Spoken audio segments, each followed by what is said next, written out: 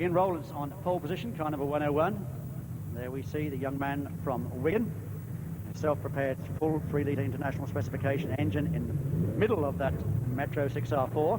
Looking to the second row, there is a first-time appearance for Kevin Toomey. Kevin Toomey with the X-Mark Flaherty car number 123. And moving to the back of the grid, we should find Lawrence Gibson there, I think. Lawrence Gibson, yeah, car number 119 from Drumore, another Metro 6R4. Watch that man from the back. Watch him from the back. He could be very, very quick.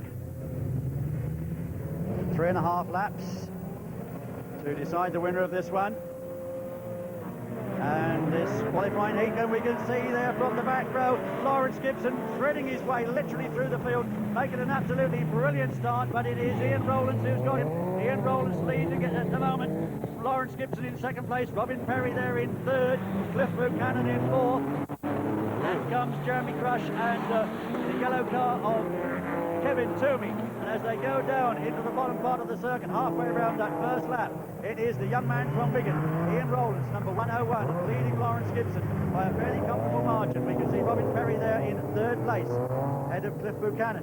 But there is our race leader. Already you can see a pretty comfortable advantage there for Ian Rowlance as he comes up to start lap number 2, where they leave the circuit and go through the chicane for the first time. Part of the circuit they do not use on the opening lap, for safety reasons obviously, far too close to the start line, that corner. But it certainly gives us plenty of action on the subsequent laps. The action coming thick and fast here in that corner this afternoon as Robin Perry goes through. But there once again we pick up our leader, Ian Rowlance. Ian Rowlance down to the bottom end of the circuit, off the tarmac, onto the loose. Rallycross, of course, a mix of tarmac and loose surfaces. That's corner, I would think, somewhere in the region of a 70-30 split. 70% tarmac, 30% loose. I would think somewhere in that vicinity. As the leaders come up into the chicane once again, it is still Ian Rowlance. Ian Rowlance there from 101. Ian Rowlance still leading Gibson. Lawrence Gibson there from Drumore. He's got the wipers going. You can see the circuit's been watered to keep the dust down, and if you get in too close on a newly watered track, then you can get your windscreen filled in, and a very good wash wipe system is a very important and vital piece of equipment on a rallycross car. And Gibson at the moment still only able to trail Ian Rowlance around the track as they continue on their way. Can't quite get close enough to challenge. He's got to do something now very, very quickly because they are on their last lap. Still see the washers going on the Lawrence Gibson car as he gets right in under the rear spoiler there of Ian Rowlance's car. A really superb battle going on this opening race, but it is still Ian Rowlance who's going to take it, I think. And as they come down towards the checkered flag on the other side of the circuit from which they started, 3.5 laps has seen victory come to Ian Rowlance. There is Robin Perry now coming through in third place, drifting over the rumble strips. Behind him comes a good drive from Cliff Buchanan in a car prepared by Robin Perry. And then behind them, Jeremy Crush and Kevin Toomey in his first drive in the Metro 6R4, completing the order. So there's the winner coming back to the paddock, and a good start to the meeting for young Ian Rowlance from Wigan in Lancashire.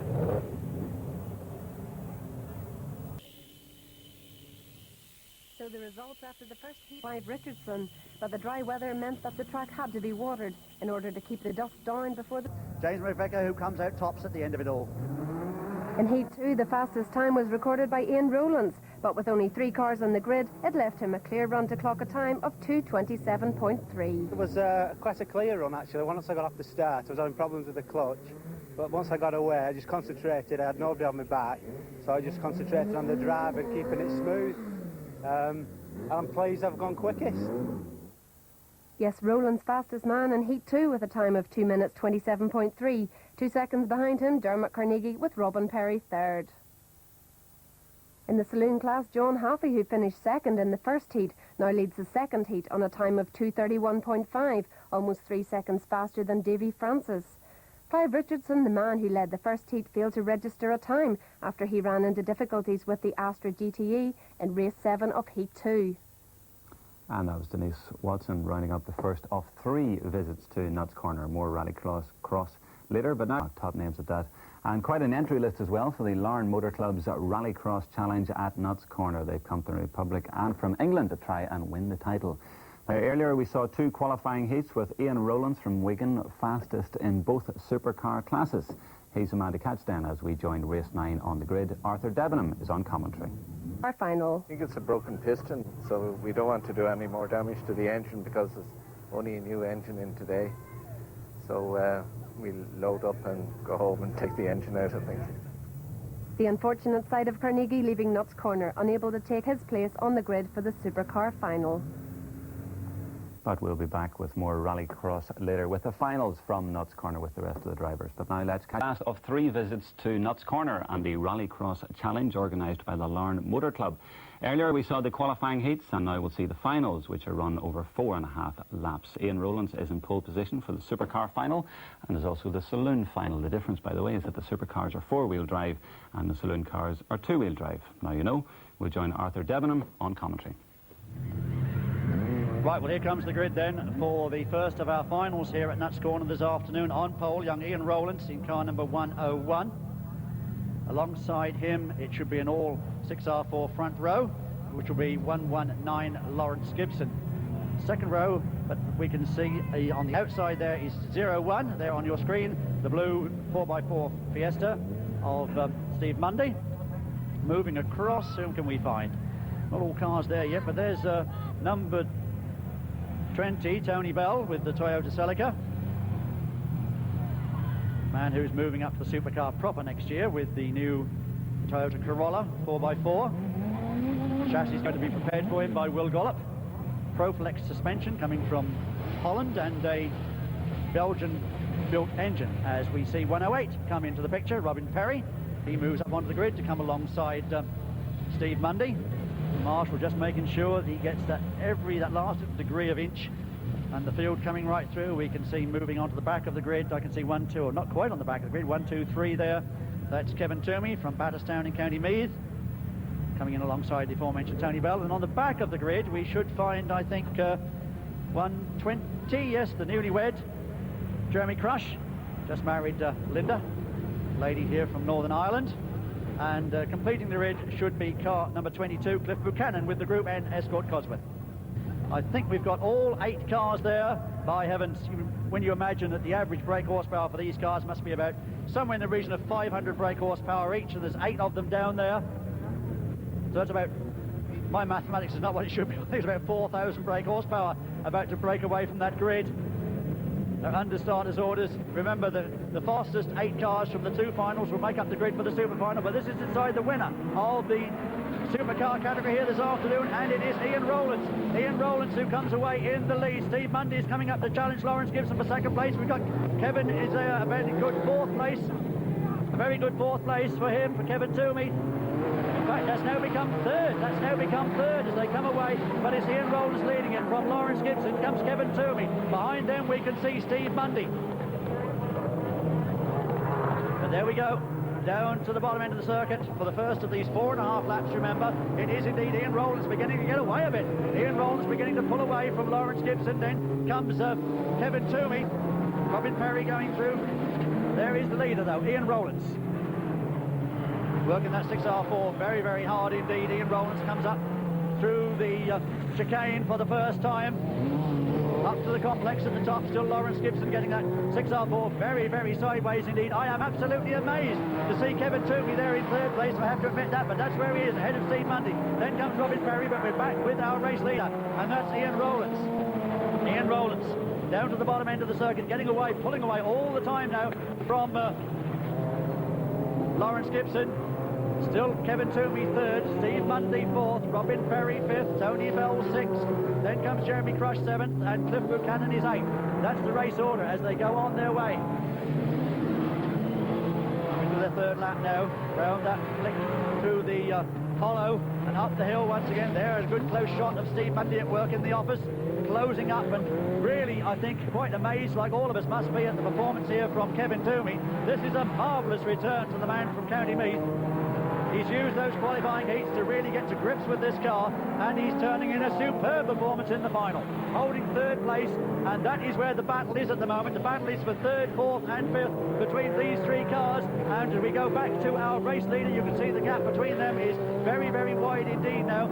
Ian Rowlance looking every inch a winner here at the moment, but there's a terrific battle going on down there for third and fourth places as the leaders come through the chicane once again. Up the hill, there is Robin Perry and Steve Mundy ganging up behind Kevin Toomey, but Kevin's still holding the advantage. And it's Robin Perry coming through there on the inside now of Steve Mundy, and Steve Mundy dropping further back down the order as Robin Perry now comes in to take a look at Kevin Toomey, but Kevin looking all cool, calm and collected. Robin Perry looks first one side, then the other, can't do anything about it. They're going down through to the bottom end of the circuit once again, and it is still Kevin Toomey from Robin Perry.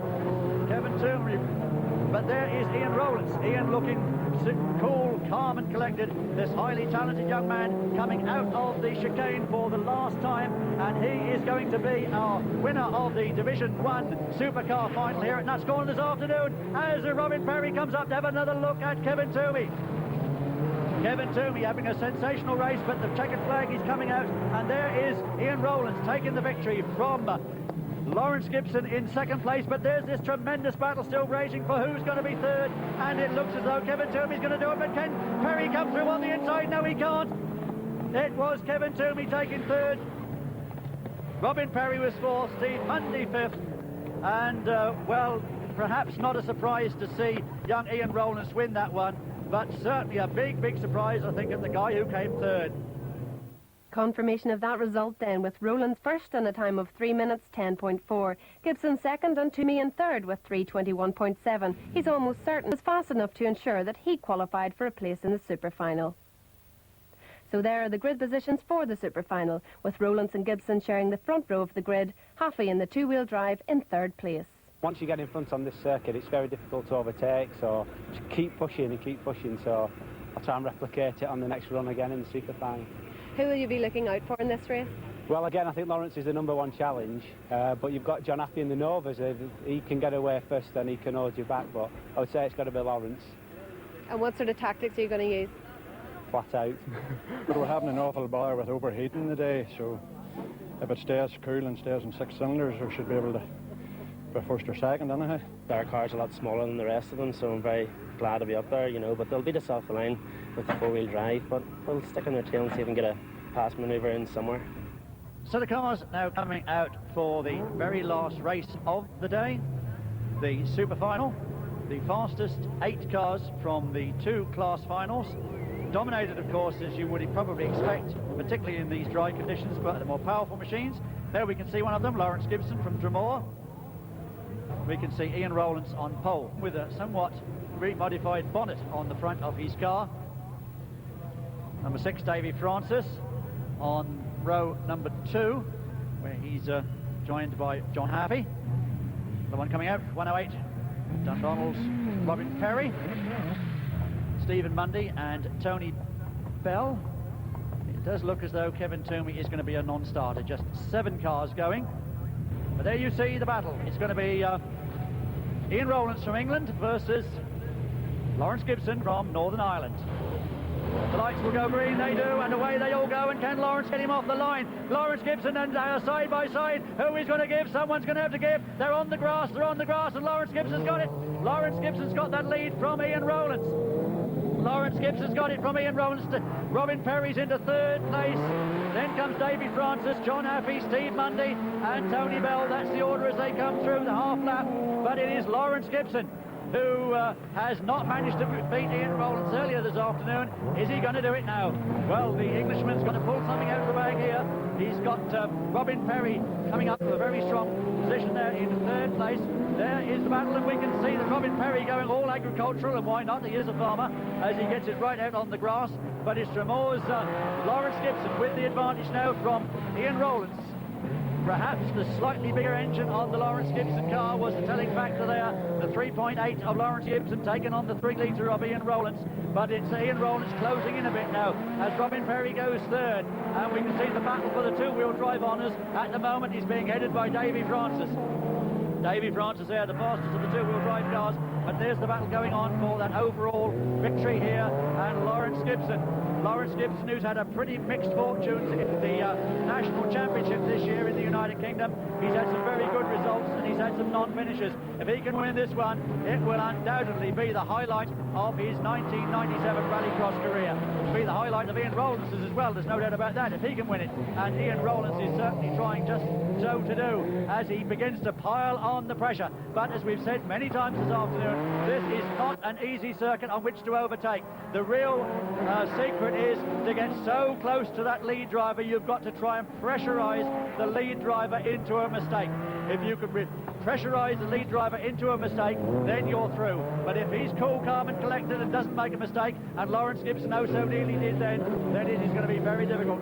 We can see that Robin Perry is not really close enough to challenge, and at the moment it is still Lawrence Gibson with that advantage. Ian Rowlance is right in there. Robin Perry's not that far away though. But you can see Steve Mundy has now moved up into 5th position. John Haffey seems to have dropped well back.